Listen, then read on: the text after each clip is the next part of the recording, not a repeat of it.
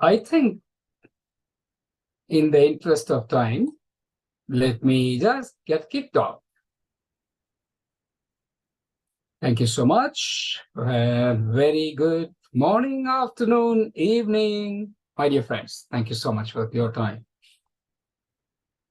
Your friend Saurabh on this, we call it as 8 p.m. show. We do quite often. I think probably some of you are already recurring participants who attend very diligently, and thank you for that. And this is my favorite hour because mostly I'm going through the day and it can not probably spend good amount of time on this. So, but yeah, in the interest of time, I could keep it limited. And today's agenda or the session is going to be a little different one altogether. If you expected that I'm going to bore you with the slides, if you expect that I'm going to talk about the theoretical aspect of the project management, then forget it. I'm not. It's going to be a little different session. So those who joined, and thanks for them joining it. Let's see what the difference we do from a normal webinar, which you might have attended, and this one. So, welcome again.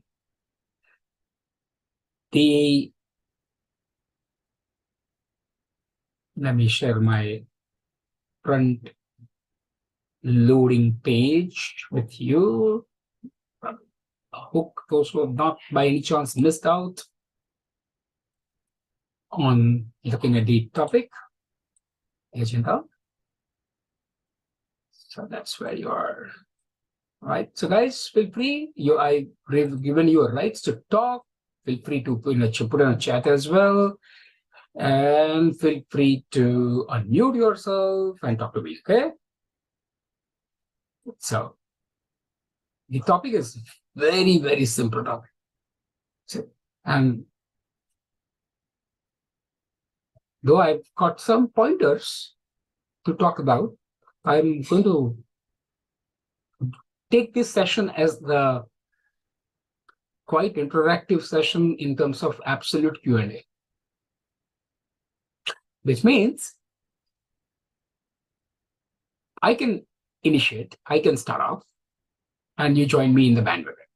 Which means I can just give you a pointer, and we learn together in the room. Which means rather than having a webinar where I present my slides, though I do have my slides, of course, slides are not more important than you. Your experience is vital here, and we learn from each other. I can probably ask the questions, and please feel free to ask me the questions. I think that's the motto of this hour. If you're facing a challenge rather, right? For example, handling a difficult stakeholder right away. Some escalation already going on, and you get stuck. And don't worry about it. Even CEO gets stuck in escalations at his level, at her level. So just rest assured, till you are alive, right? Escalations will be there. And when I say alive, right? Whether in a professional or personal work, there's going to go. So my point here is feel free and ask. Share your experiences. I will put down some thoughts at various levels of your project management. Look, I do not know what kind of experience level you guys have, but I will make sure that you get through these levels. And I'm 100% sure this is going to be quite vital for your career at whichever level you are. Giving you a little bit about introduction. Those who do not know me, I'm Saurabh Parikh, and I'm based out of a city called Mumbai in India. And this is my passion, driving the projects to whatever result it is, to whatever outcome it is, success or failure. I don't care. When I say I don't care, that means because this is my passion, I drive the projects in a way it's supposed to be driven. I've been doing from last 30 years. My initial 5 to 10 years of career was absolutely pure technical field, and I come from information technology background. However, having said that, probably I am lucky enough to have a different domain experiences as well, because I touched upon different domains in terms of oil and natural gas and BFSI, primarily the power sector. These are the three domains, of course, in addition to my core domain, which was information technology. So worked as a project manager, the program manager, portfolio manager, led the teams of the cross-functional portfolio and the shared services team in IT for a global European company. And what I do is I just get engaged into this kind of a mind-sharing sessions with you guys today. So, of course, on behalf of ProThoughts, I welcome all of you. So that's about me. Now, whenever I look back again and again on this particular topic, I will go back to my basics. Do I really understand project management? And you know what the answer is? Shall I be the honest with? The answer is no, not really. Spending 3 decades in a industry, dealing with multiple stakeholders, multiple team members, challenges with the cross-functional teams, and of course, all the different knowledge areas of the world of project management, dealing with them taught me one thing, that there is no stoppage. There is always a continuous improvement. More than the speed of learning of yours, the scalability of the growth or the technology behind any projects, it's much more rapid and wider. Which means by the time you read and kind of understand few things, try to apply few things, the technology would have changed or grown up. Or there would be some different interfaces making your technologies complex, or making your interfaces complex, making your stakeholders' relationships complex. And if you deal with those situations, probably you are on the right path. Though you might fail a lot, you have setbacks. Believe me, in my career, I have gone through a lot of setbacks and failures. Just that, I feel bad when I do the same mistake again. And I'll be absolutely vulnerable with you guys here, saying that I've repeated mistakes, same mistakes again. Learning from that, yes, you do a mistake once and twice max. Then you at least learn from others' mistake. If you have others' mistakes in front of you, you do not need to make mistakes, okay? So be a little more careful, little more meticulous, and the experience gives you that. Number of years doesn't matter, actually speaking. What matters is, in even a small project of 5 days design of electric vehicle, for example, right, or a hybrid vehicle for that matter, you have gone through each and every tenet of the project management, be it requirements gathering, be it defining the schedule, being defining the cost estimates, being identifying the risks, be identifying the stakeholders, identifying the communication requirements of the stakeholders, with identifying the procurement requirement for those 5 days. How do I design? Do I need a visual licenses, for example, or not? Etc., etc. Even if you get this in 5 days, and you apply this, you're on the right way. You're on the right path. So with that thought, let me just give you some bad facts, guys. Okay. So I just had some agenda though. And of course, I didn't really want to touch upon the agenda, but yeah, of course, as any presentation will have formal agenda. I just had 5 pointers, and I do not generally cover up all aspects of this, because for me, it's important that you share and follow it, right? So let's get going. Okay, so the first thing, have a look at this. 70% worldwide, and these are the latest statistics, okay? And if you, latest I mean to say, is as of 2020, 2021, between that. So if you look at it, 70% projects fail. Now, it depends on you, how do you define the failure? If you define just the failure based on the schedule and the cost, probably that's not the right definition of the failure, right? But yeah, when I do not meet up my stakeholder expectations, they are okay, so what, kind of. You did that. Even if you did within your schedule and cost estimates, etc., they're not happy. Because the most important tenets of the project management, which is called value, is not given. Now, value can be having a different meaning. For some stakeholders, it could be financial meaning. Some stakeholder could be social meaning. The value is value. Some stakeholder, it could be profitability, the bottom line, the top line, etc. Metrics could differ. If you look at the second point here, 42 companies doesn't understand. And that's a fact. And that's where the job of the people like you becomes so vital, guys. And that's the reason I keep telling, what's important is you, right? And nothing more than that.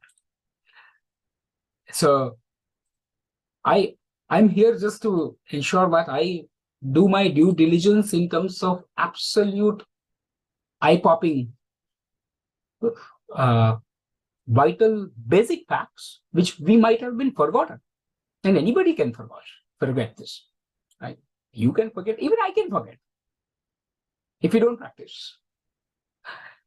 And some more statistics that you view here, and of course, I'm not going to read. The second last one is my favorite. If I say that 10% losses in terms of this, your vitamin M for money, is this so crucial? A big project's 10%, a big amount. And it's crazy. Anyway, pointers are pointers. This could be generic. I mean, generalized across all the projects, across the industries. In your domain, whichever domain you come through, could be different. So the point here is, at different levels of your experiences, you have different skills which are being acquired by you. Organizations teach you those skills. The organizations may expose you to those skills. Organization might give you formal training or informal learning from each other's experiences. So as I said, experience doesn't really matter. Even 2 to 6 years, entry level, right? Or probably even 0 to 2 years, right? Let me just share something with it. Look at this. I can easily expect this, at least 5 things. So you sort of what you expect from a fresher. Training. So trainee under me, some nice, beautiful, very sharp-minded, sharp-focused people join from engineering colleges or the grads, post-grads, who join probably from management colleges as well. And I expect them to do this. Right? So then you guys might be thinking, oh, what's the difference between me and him or me and her? You might be at 10 years, or you might be at even today 15 years old. So you also do the same thing, don't you? You do, probably at a different context, at a different level altogether. So, a basics of project management, which all of you know. Now, just give me another 2 minutes and open up for a very nice Q&A. As I said, my session is going to be absolutely interactive today. I'm going to shut my slides off. So just some thoughts that you might want to keep in your mind, so that can probably encourage you to ask me the questions. Now, you go forward. Go further than 3 years. The second level, 3 to 10 years. Some more additions. You become a little more wiser with your experiences. You manage stakeholders now, right? Managing as stakeholders, that means you try to engage them first and then manage the relationship with them. That means you are trying to not only identify the stakeholders, but try to manage the project from stakeholders' lens. And that could be anybody. Could be external customer of yours, could be internal stakeholders in terms of functional heads, could be from cross-functional teams, could be government departments, externally, could be regulatory bodies, anybody.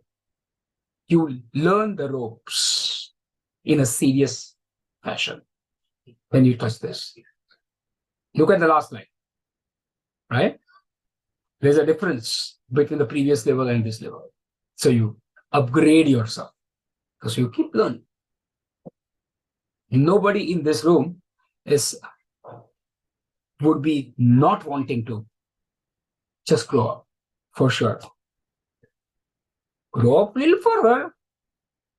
And I'm not saying that, oh, your 0 to 2 years experience, guys cannot step up to this.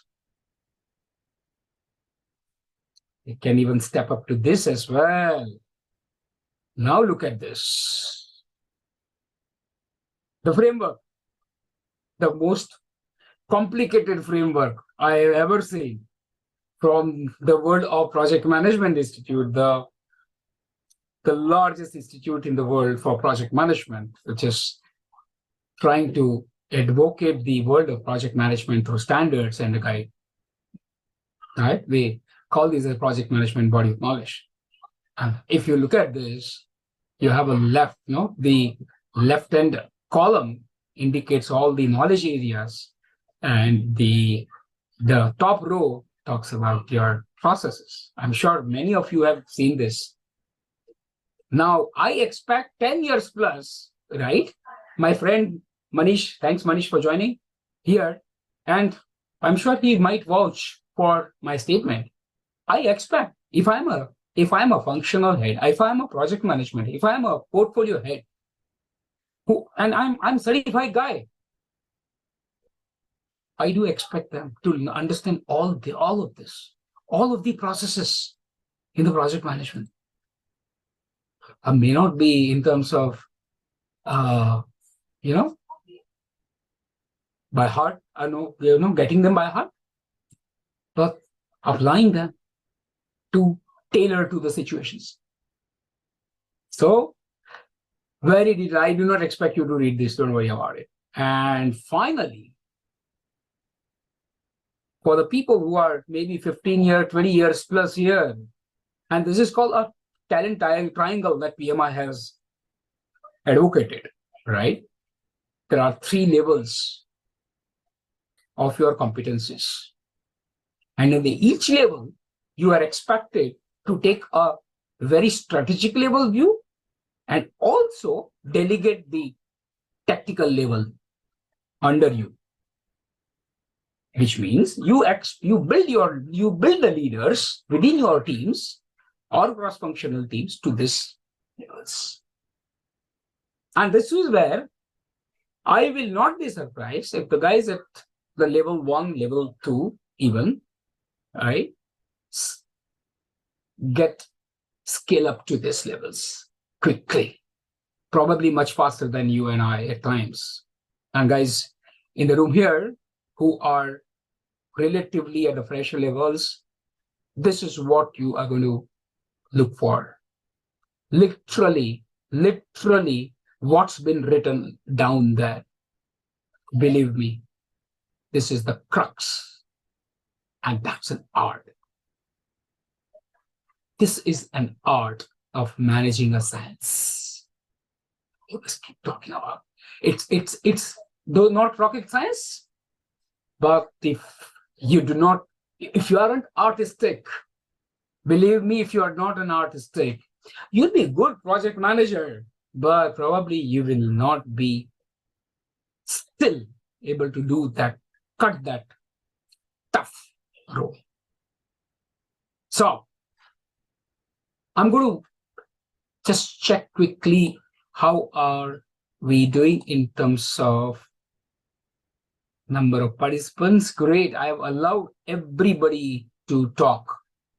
I'm going to stop sharing. I want to listen from you guys. You saw some slides from me at various levels. First of all, what do you think in the world of project management today? How do we define in contemporary scenarios, believe me, how do you define the project management? Don't give me a standard definition of project management, please.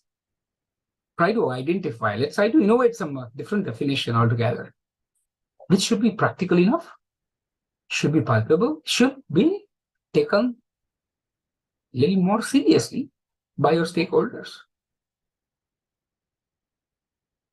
Absolutely feel free, guys. Unmute yourself. Let's talk. My next 20-25 minutes only on going to be on conversations.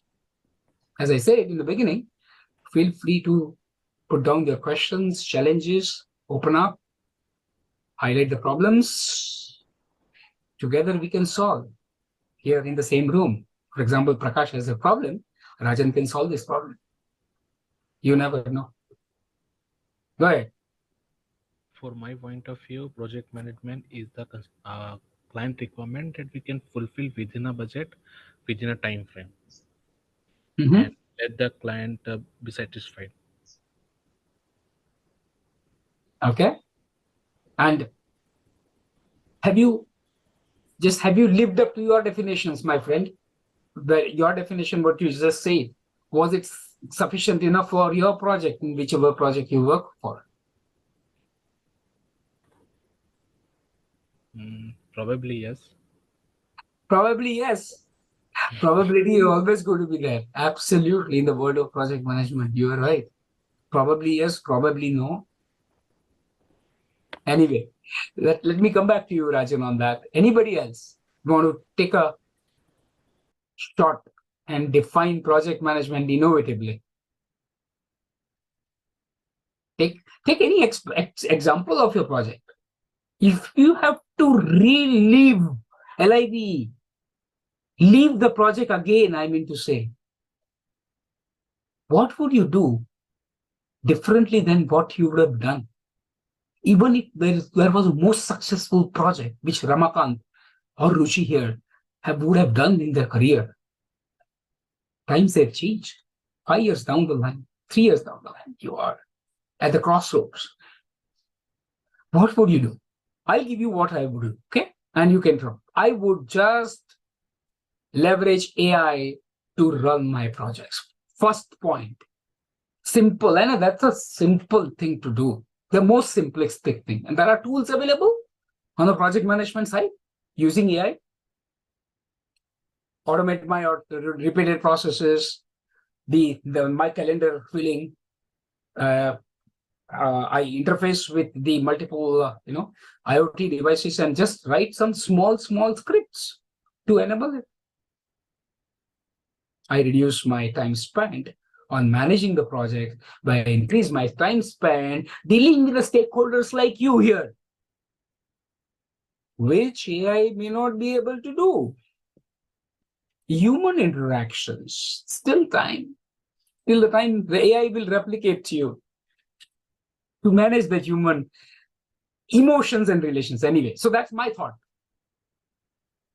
If I've got one of the best projects ever run in the past, and that was my association with a company called Larsen & Toubro in India, and some beautiful project on the solar power.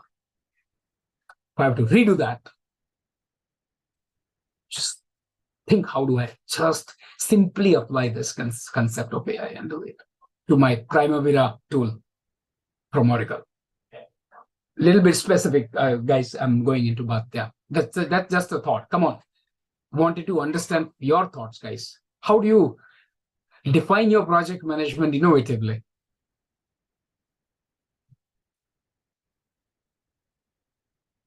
Anybody? What else can you do that you have been doing right now?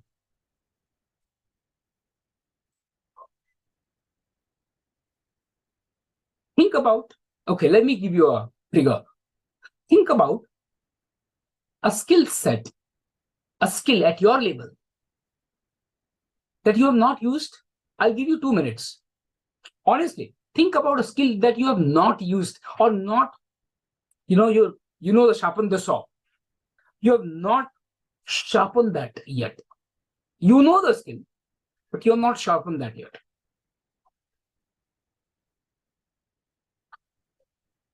That means in your competency levels on the skill, you are low, but you know it very well.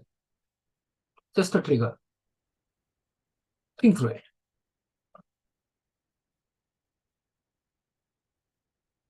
Priyanka, you want to take a shot based on your experience? Or just like that been shared by me? So I would say that the thing that I would want to do in my project in a much better way is to use social media and networking channels. So, which is a very important element in the project that I'm managing. It requires me to reach out to stakeholders in Europe and India. And I personally find it very difficult to do networking. So I think if we go beyond the traditional definition of project management, then probably we can say that project management is about learning, relearning, unlearning, and then finding new solutions, while of course learning from the lessons from the previous projects. Excellent. You really narrated so very well, Priyanka. This is a great thought. Learning, unlearning, unlearn, relearn. Yes, we do that a lot of times, which are different thought processes, different triggers, experiences of yours and experiences of others. All of them come to your help. Anybody else want to take a shot before I ask you the next question?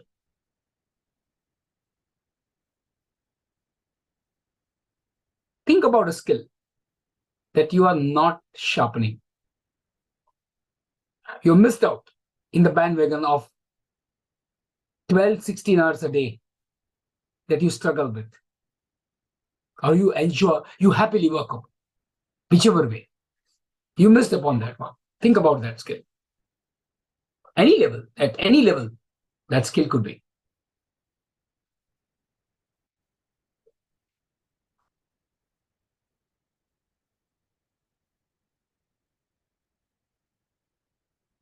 No?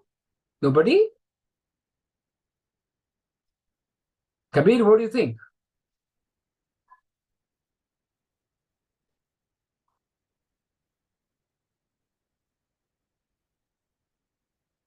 Isha, what do you think?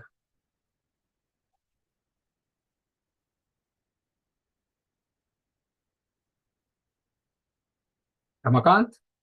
Rohini? Sorry, I was speaking on mute earlier.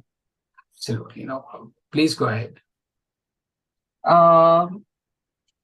I agree to your point. I mean, firstly, regarding the AI, and I have also seen in most of my projects now the automation is going on. Like that's the most hot topic, and there has been a lot of projects or processes that we have been doing from years now, but the approach has totally changed on that.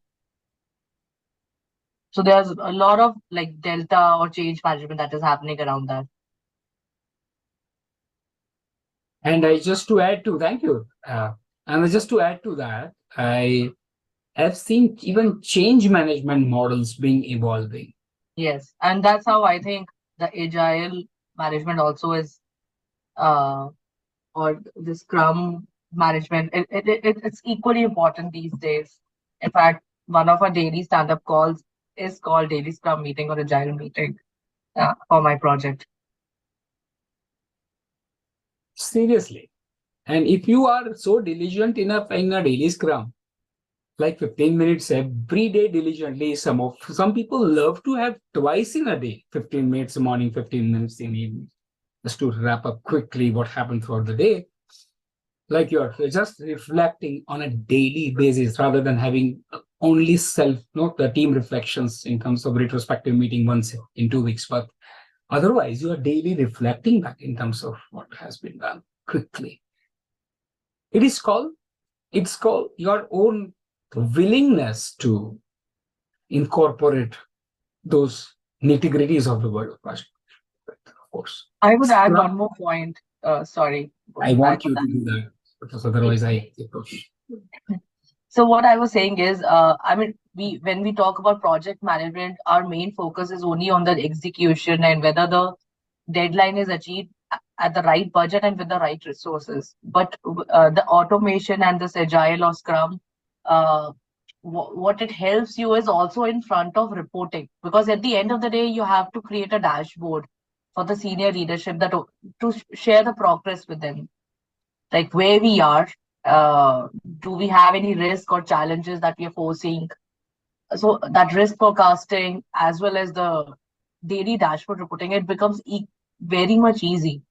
And especially like I have a project which has 600 plus resources, and I have like in my own team I have 35 to 40 people reporting to me, so it's very difficult to uh, like see manually the granular level of progress that is being done by each and every resource.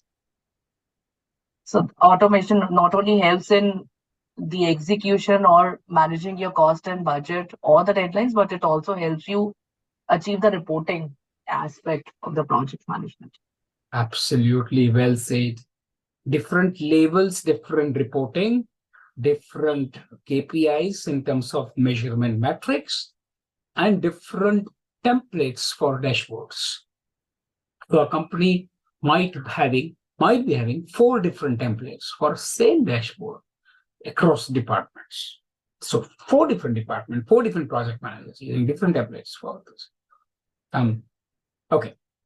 Narrating a quick mind experience on that, just to add further. Let me put up a thought here in terms of I was dealing with one of the very difficult stakeholders. Good guy, very nice guy.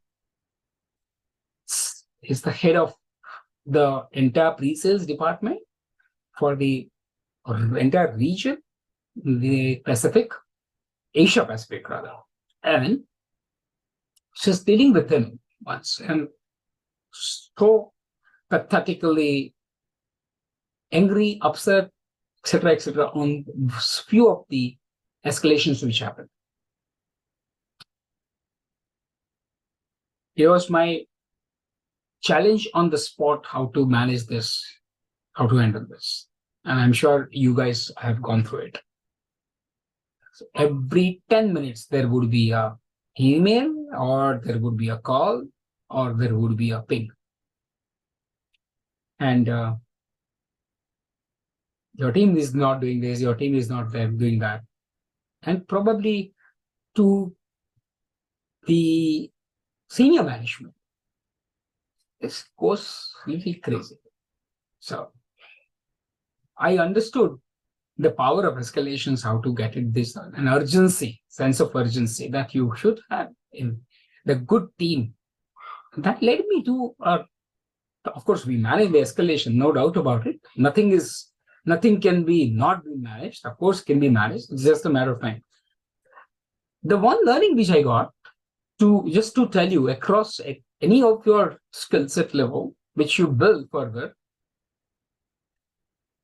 having the right attitude kind of people with the right mindset, difficult to train them on mindset. Honestly speaking, it's very difficult to scale up on mindset. They need to be just mentored probably, and they need to upscale their own levels. I can't train anybody on attitude, for example. I can train on any of the technical skills. I've done that. In fact, I've tried to change the attitude. A lot of scenarios I feel, because it's like it's a rubber band, right? You extend it and it comes back to the position. So no point in spending that effort. Having said that, there's a different way than I learned how to channelize that. And just beyond the tenets of high performance team, converting the normal team to the so-called a team who is self-empowered, self-decision making, self-regulated, self-motivated. And that journey took me a long time, actually. I say, if you really want to make your projects, forget about the project monitoring and control. For example, just monitor your team in terms of what would they need, what do they aspire for, where their challenges are. You lead the team and they will lead your stakeholders. At levels then I reached where I said, okay, if I have a team, I just ensure that I become servant leader and I just serve them. My role is to serve them.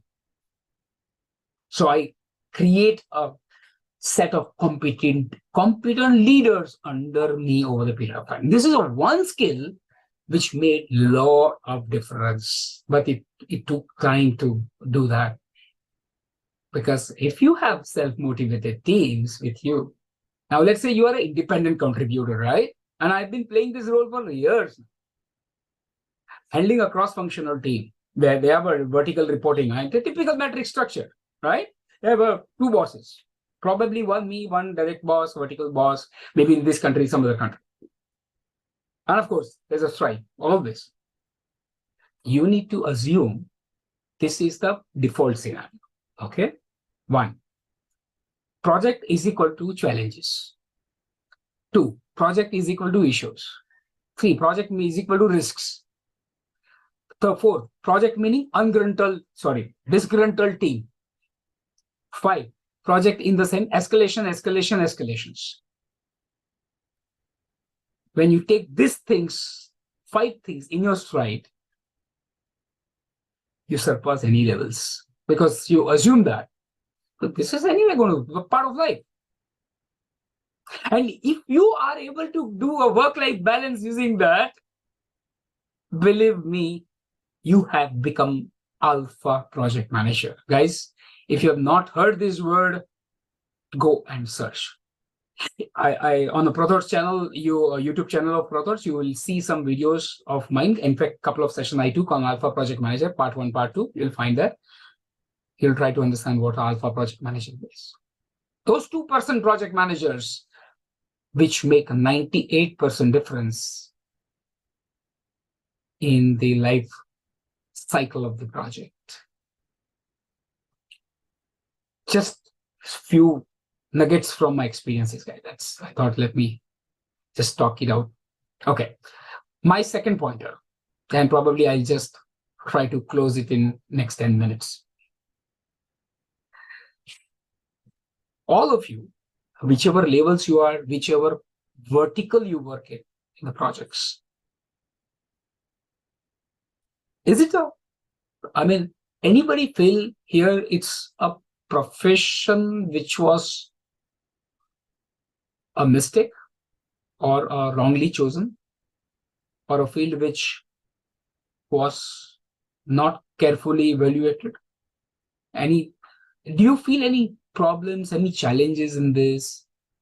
Because I'm here to try to solve the problems for you. So next 10 minutes, let's do a problem solving session. And we learn from each other's problem. So feel free, guys. Ask any problem that you might want to talk about.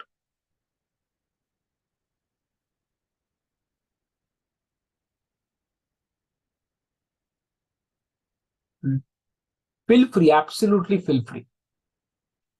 Let's open up.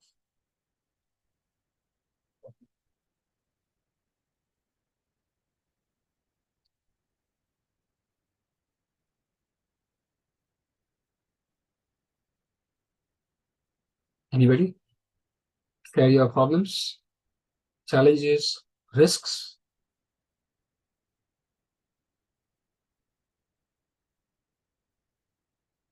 Okay, so in case you're not unable to think through, let me give you a bit of a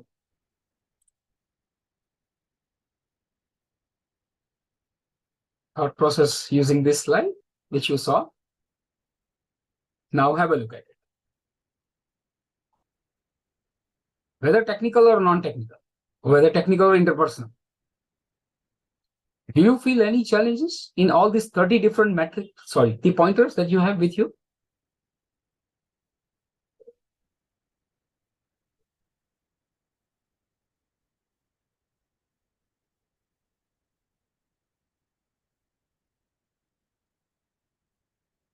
And you might want to just think about, where are you new in this,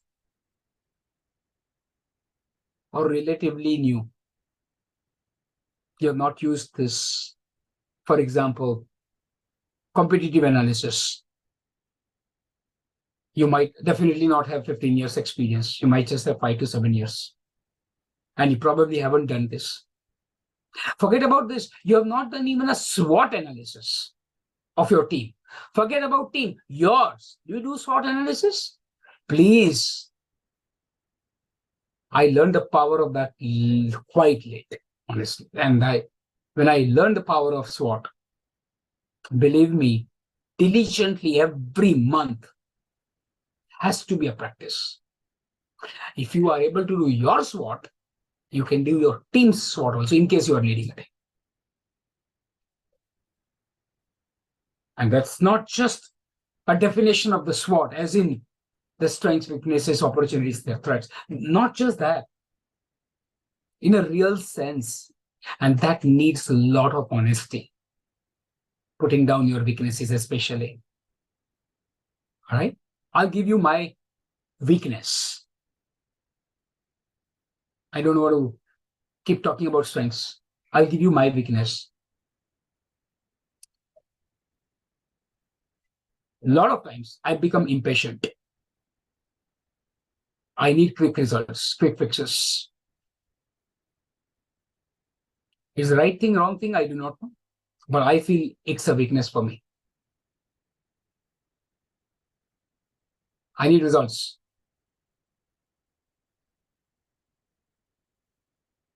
Whatever results. And if you have wasted my time, my energy, by just doing the things which I didn't expect you to do, I'm the worst. So probably I'm trying to cover up my weaknesses using my leadership strengths otherwise. But probably that's something which is okay. I still need to work on my weakness. Right? Second weakness. At times, what happens is, in the pressure, when I'm absolutely stressed in the paper pressure cooker situation beyond the levels, where in front of me there are 5-6 different teams of 100 people each, which are rolling around, and there are so many stakeholders, and everybody says this is important. So another weakness is in those so many stakeholders, how do I do a due diligence for that Eisenhower matrix? You know Eisenhower matrix, right? Is another beautiful skill to acquire. Urgency versus importance. So 4 quadrants. Go and do a research in case you have not heard about Eisenhower. Right? Eisenhower, such a beautiful thing. Urgent, important, non-urgent, non-important, and 2x2 matrix. It becomes very, very, very complex for when many stakeholders involved in it for me. And I can't cope up with that. I'm still learning when I have to deal with so many difficult stakeholders, and that all at a time. Right? That's my weakness. So guys, I give you some thoughts. Please, now you feel free. Samir says, business acumen. Absolutely, Samir. Convincing teams to own the topics, responsibility, and deliver beyond customer. Yes, this is a challenge, Samir. And you know what? Come what may. If Samir, you become a CEO or even a founder of a new startup, more often than not, Samir,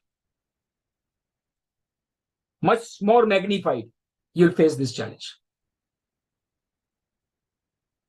Is there a solution? Tactically, yes. Strategically, also, yes. But again, this will again come up. Whereas I said, on my matrix, there are too many deliverables to be delivered upon, but then too many stakeholders also. Then another beautiful skill, and with that I stop. If that's the case, then please, guys, please learn the skill of delegation. I learned this skill quite late. You can't do everything. You can't do everything. You're not good.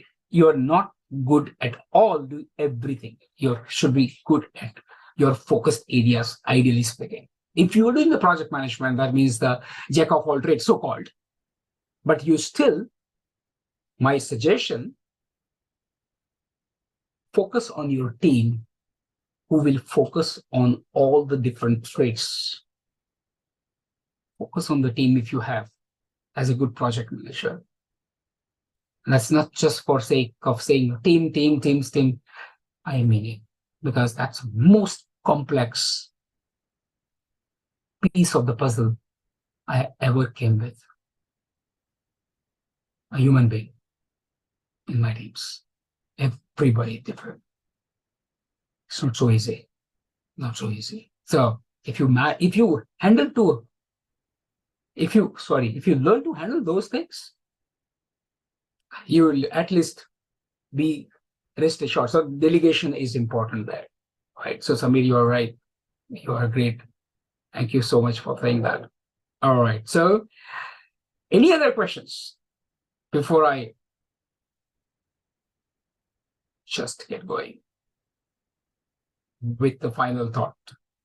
Any other questions that bothers you guys? Any problems? I can keep talking about my experiences for n number of slides with me, but it'll be too boring, and that too at this hour. So my thought was I did cover a little differently. Hey Manish, you there any few nice pearls of wisdom, Manish, for me, where I can learn from Manish, from you?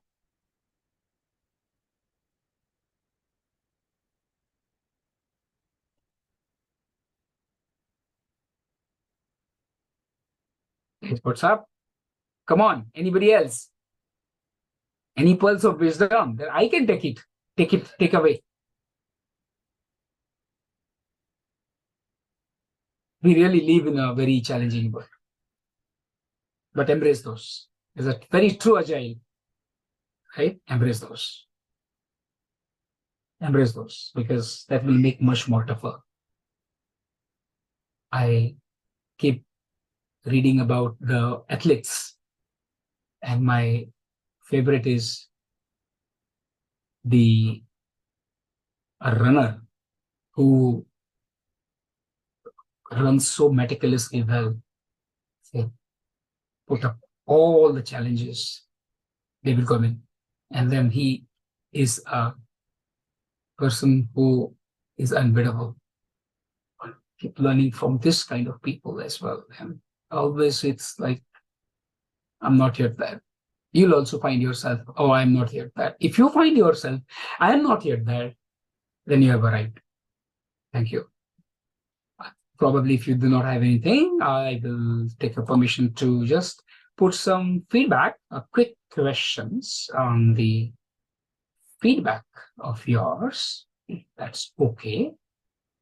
And there you go. If you can just help me to put your responses on your mobile or your screen.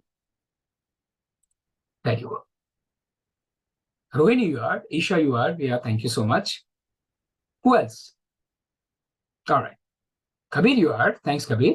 So then, of course, this is beyond PMP certification. Whatever we just discussed, your PMP certification do not cover that. Whichever years you would have gone through. As a PMP certification coach, I've been doing this coaching from 15 years for PMPs. And I feel that whatever I spoke my heart. PMBOK 7th edition also do not probably get this. Thanks, Priyanka. Okay, lovely. So we have too many people. Very nice. Super. Samir as well. Wow, that's right. So we have a group of PMP certified folks. Okay. Guys, you need to get yourself elevated then. To be honest with you guys, get elevated. PMP will just not be enough. Taking a life skills or taking you to the life skills. You need to cultivate your life skills beyond PMP.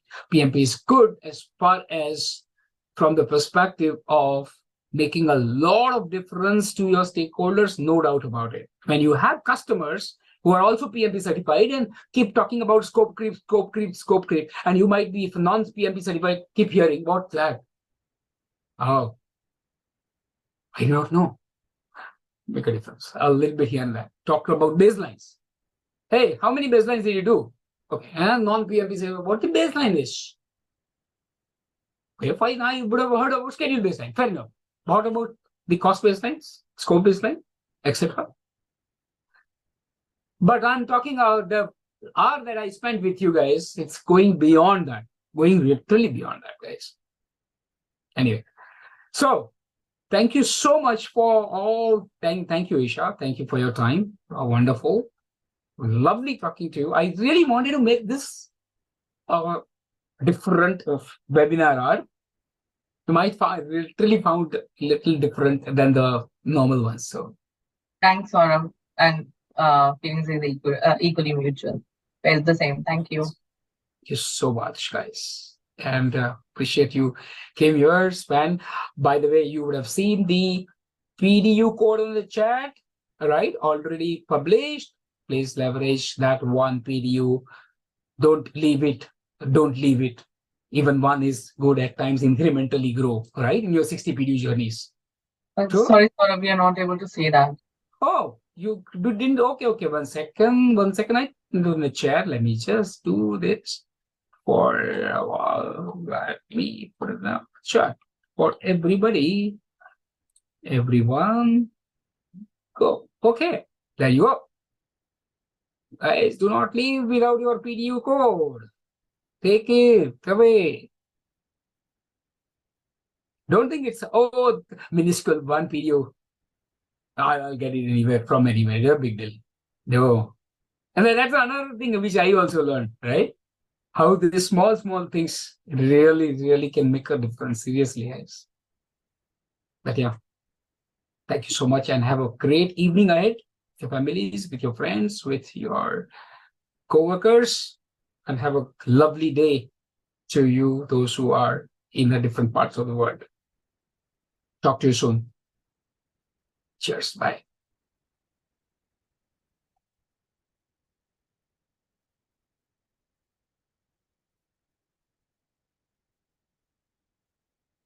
Thank you, everybody.